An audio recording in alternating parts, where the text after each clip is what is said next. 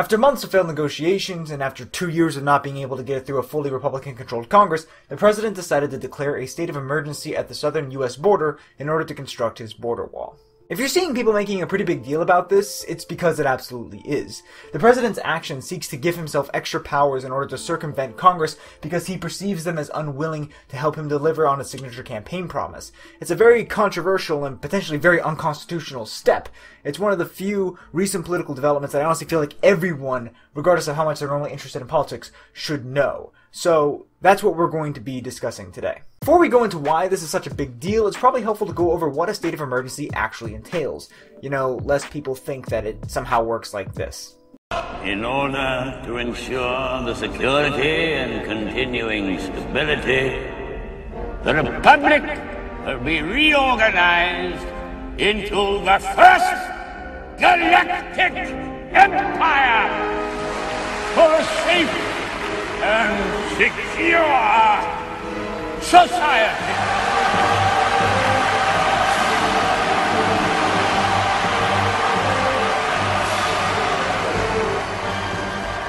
So this is how liberty dies, with thunderous applause.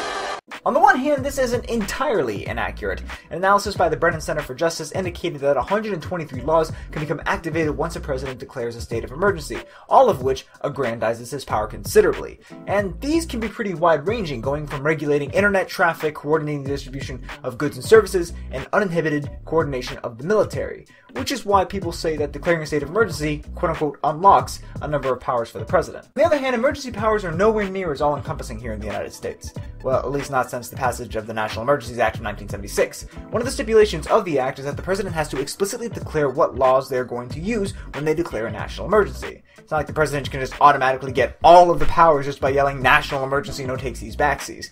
The power he specifically activated for this emergency is 10 U.S.C. 2808A, which lets the Secretary of Defense undertake military construction projects. The president is allocating funds from infrastructure repair for military bases in order to build and construct the wall. In addition, it's not like the president can just get away with making an emergency declaration on any particular topic. In Youngstown v. Sawyer, the Supreme Court met President Truman's attempt to run a steel plant under federal direction with a very firm no. In doing so, Justice Jackson described in descending order the legitimacy of emergency declarations by when the president does something. Is it when Congress has already given the president authority to act? Then great. Is it when Congress hasn't done much or said much about the topic or is taking their jolly sweet time with it? Well, then he's in what's called the zone of twilight. You know, it's kind of unsure. Is it when Congress has already explicitly said not to do something? Then it's probably not going to happen. Which is, if we're being honest, the one that's most like the current scenario. Once they're in effect, it's actually much more difficult to end a national emergency than you might think. There are actually over 30 currently in effect right now, the oldest one going on since the Carter administration. This actually isn't President Trump's first declaration of national emergency either. That one was in applying economic sanctions to those perpetrating human rights abuses on the Rohingya in Myanmar. Most of the national emergencies have to do with economic sanctions, but a few have dealt with public health or national security issues. This last one being the one that President Trump is trying to leverage to make his claims stick. This one, at least in my opinion, is like far more pressing than the other ones currently active. I mentioned before how the president's declaration is a big deal, and I wish I wasn't going to have to be using that term throughout the video because it's an understatement. But I am. And one of the reasons why it's so important is because the claim on which it's founded, that there's a situation deserving of being called a national emergency at the southern border, is more than just a little tenuous. The overwhelming proportion of illegal drugs coming in from Mexico do go through legal ports along the border, something a wall would hardly be able to fix. Not only that, but the number of arrests for drug smuggling is down despite zero-tolerance policies, and the number of people illegally crossing the border is also near record lows. Not to mention the fact that he's been openly mulling the use of emergency powers for months, which kind of goes against the definition of emergency. Emergency. Noun. A serious, unexpected, and often dangerous situation requiring immediate action. The biggest reason why this is a big freaking deal isn't just because the justification is dubious. It's because it tries to sidestep Congress in functionally constructing legislation. For a variety of different reasons, a wall for the purpose of, general border security would need to have the authorization of Congress in order to have the force of law. But the president isn't capable of making law.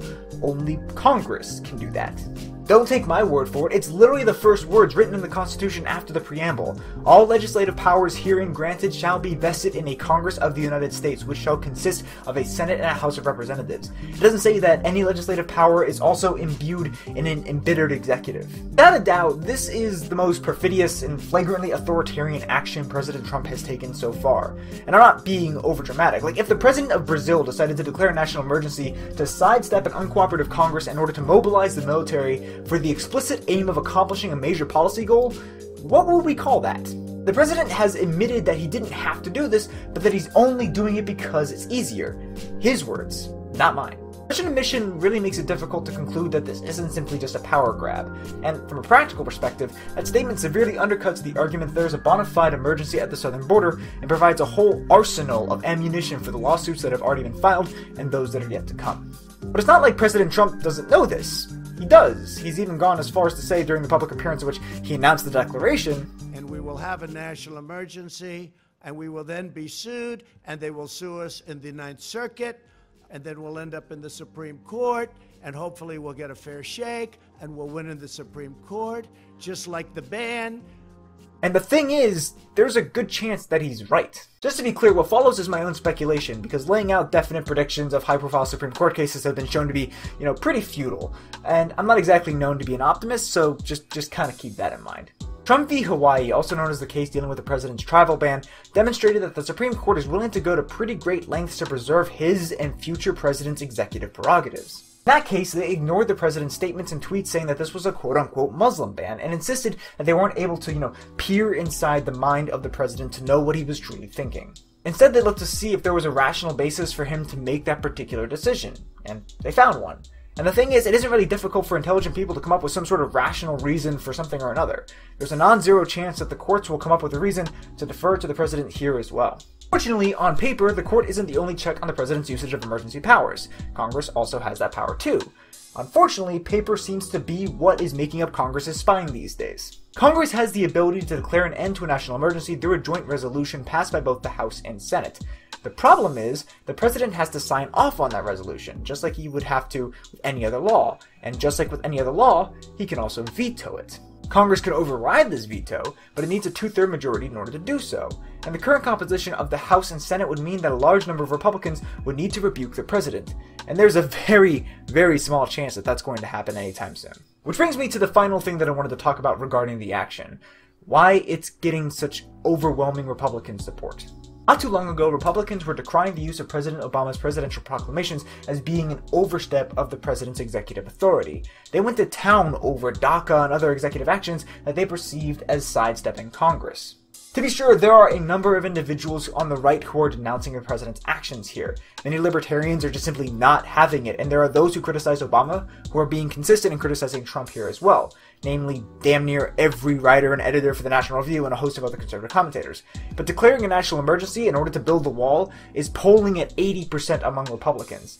These individuals are the exception that proves the rule. Research in political psychology shows that people's opinions are not actually that strongly attached to well thought out, internally consistent ideologies. Instead, people develop preferences for a number of other reasons, including personal predilection, socialization, and group identity. Consequently, you'll often see partisans arguing for something that seems eerily similar to what they were previously arguing against. And this isn't just, a special case with Republicans. Democrats also don't tend to be strongly attached to particular well-defined ideologies, and they'll make arguments that appear to be hypocritical as well. Motivated reasoning isn't limited to a single party, but that doesn't make it any less pernicious in the exceptional circumstances that we're seeing now. This isn't the first time that a president has made such a blatant power grab. The powers of the presidency are intoxicating and has tempted a great number of the office's inhabitants. Shoot, compared to a lot of the stuff that Jackson pulled, it's not even the most egregious. The Union has survived things like this before, so it doesn't spell the end of America or anything. Or at least, more accurately, it doesn't have to. The reason that the country has never devolved into an autocracy on the numerous times it's been at the precipice is because there have been groups who have sounded the alarm and worked damn hard to keep the little r Republican spirit of the Union alive. Not least among those groups have been the people themselves. At the end of the day, it's up to us. If there's ever a time to get involved, to write emails to your members of Congress, it's now.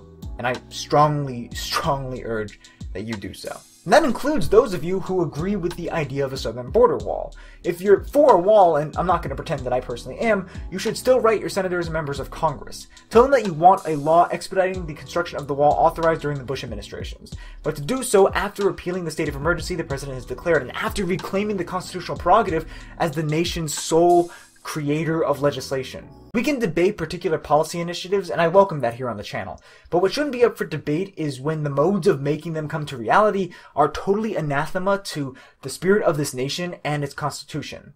And it is. It unequivocally is. Curious to see what you guys think about the invocation of the national emergency, its legal standing, or anything else related to this topic down in the comment section below, as well as just general thoughts you have watching this video or suggestions for future topic. Looking forward to reading all of them, answering a few in the next office hours. Special thanks to those supporting Professor Politics on Patreon. I'd like to give a special shout out to Research Assistant Sam Deely. Patrons get exclusive content, early content, and shout outs. So if you'd like to be able to help out, you can click the link down in the description or at the end of the video. I really appreciate it. Last time we talked about how many pet owners make their animals go vegan, and here's what you had to say about that. But there was no way to not mention the fact that roughly, about 40% of the comments are just in one thread. Just one thread. I don't know. I thought that was interesting. Just do with that information what you will.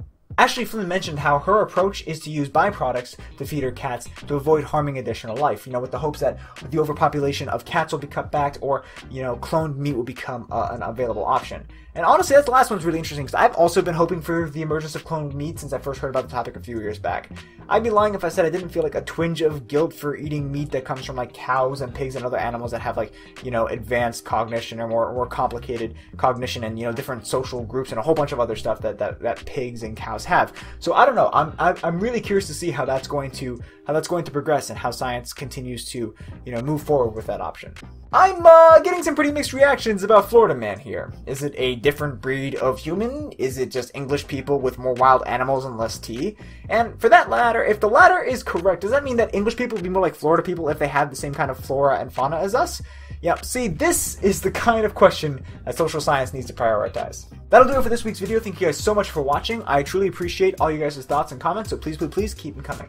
Sources of everything has always been down in the doobie-doo, as well as links Facebook, Twitter, and the blog. Look forward to seeing you guys out there as well. If you enjoyed this video, I hope you consider giving it a thumbs up. If you want to support the channel, you can do so by commenting down below, by sharing this video, and by subscribing to the channel to stay in the loop for more awesome social science content as uploaded. If you want to be guaranteed to be in the loop when I upload a new video, be sure to click the bell icon as well. As always, thank you guys so much for watching. I'll see you next time.